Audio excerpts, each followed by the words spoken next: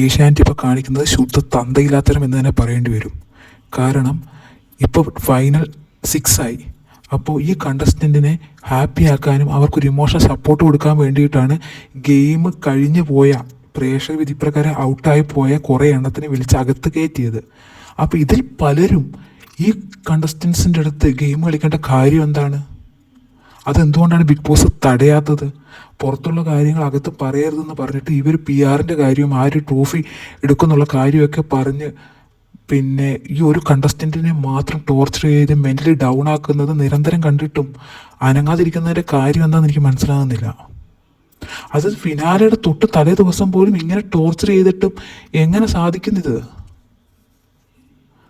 എല്ലാവരോടും ആണെങ്കിൽ ഓക്കെ, ഇത് ഒരാളെ മാത്രം ഇപ്പോൾ പറയുന്നു അയാൾ ചെയ്തതിൻ്റെ ഇതാണ്. അങ്ങനെയാണെങ്കിൽ ഓരോരുത്തരും എന്തൊക്കെ ചെയ്തിട്ടുണ്ട്? കട്ടപ്പ ശൈത്യ കട്ടപ്പ എന്ന് വിളിച്ചു എന്ന് പറഞ്ഞിട്ട് ടോർച്ചർ ചെയ്യുന്നു. അങ്ങനെയാണെങ്കിൽ ബിന്നിയെ കുത്തിത്തിരിപ്പ് എന്ന് പറഞ്ഞ് വിളിച്ചതിന് അക്ബറിനെ ടോർച്ചർ ചെയ്യണ്ടേ? അതിനു കാരണം ജീവിതം നഷ്ടപ്പെട്ടവരാണ് എല്ലാവരും എന്ന് പറയുന്നു. അങ്ങനെയാണ് പിന്നെ സരിക, ശാരിക, ബിന്നി, എത്ര പേരുണ്ട്? ഇവരെയൊക്കെ ജീവിതം അനു ഏത് രീതിയിലാണ് തകർത്തിട്ടുള്ളത്? ഏറ്റവും കൂടുതൽ തകർത്തെന്ന് പറയാൻ പറ്റുന്നത് ഇപ്പോൾ ആര്യനും ജിസനും ആണെങ്കിൽ ഓക്കെ, പക്ഷെ അവർക്കൊരു കുഴപ്പവും ഇല്ല. അവർ അനുവിനെ ടോർച്ചർ ചെയ്യുന്നുമില്ല, ഒന്നും ചെയ്യുന്നില്ല. പിന്നെ ഈ ബാക്കിയുള്ളവർക്ക് എന്താണ് പ്രശ്നം എനിക്ക് മനസ്സിലാകുന്നില്ല. അതിലെ നൂറേയും കപ്പെടുക്കാൻ, നൂറയ്ക്ക് സപ്പോർട്ട് ചെയ്യാം.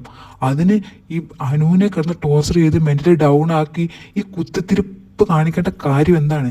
ഈ സരികയ്ക്ക് ഇത്രയും വിഷവിത്താണെന്ന് ഇപ്പാണ് മനസ്സിലാകുന്നത്. ഇന്നലെ വന്നപ്പോൾ 3 ആഴ്ച കൊണ്ട് പോയതല്ലേ എന്ന് റെന പറഞ്ഞതിൻ്റെ പേര് കരയുന്ന കണ്ടു. ആ ഒരു വാക്കിൻ്റെ പേരിൽ നിങ്ങൾ കരയും. പക്ഷെ ഇത്രയും ടോർച്ചർ ഒരു പെൺകുട്ടിയെ ചെയ്തിട്ട് ചെയ്യാൻ പ്രേരിപ്പിച്ചത് നിങ്ങളാണെന്ന് മറക്കണ്ട സരികെ. പിന്നെ അനു ചെയ്ത പല കാര്യങ്ങളിലും ഈ പറയുന്ന ആദിലയും നൂറയും പങ്കാളികളാണ്. അപ്പോൾ അനുവിനെ മാത്രം ടോർച്ചർ ചെയ്യുന്നതിലും കാര്യമില്ല. ഇത്രയും നെഗറ്റീവ് അടിച്ചൊരു ഗെറ്റ് ടുഗദർ ഇതുവരെ ഒരു ബിഗ് ബോസിലും തോന്നിയിട്ടില്ല. അതുകൊണ്ട് തന്നെ ഈ ഒരു ബിഗ് ബോസ് ഈ ഒരാഴ്ച ഇത്രത്തോളം പ്രഷർ ഈ കാണുന്ന പ്രേക്ഷകനും അനുഭവിച്ചിട്ടുണ്ട് എന്നുള്ളതാണ്. അതുകൊണ്ട് തന്നെ ഇനിയുള്ള ബിഗ് ബോസ് കാണുന്നതിനുള്ള എല്ലാ താല്പര്യവും ഇതോടെ പോയി കിട്ടി. വെറുതെ എന്തിനാ നമ്മുടെ ഒരു മെൻ്റൽ സ്റ്റേറ്റ് കളയുന്നത്?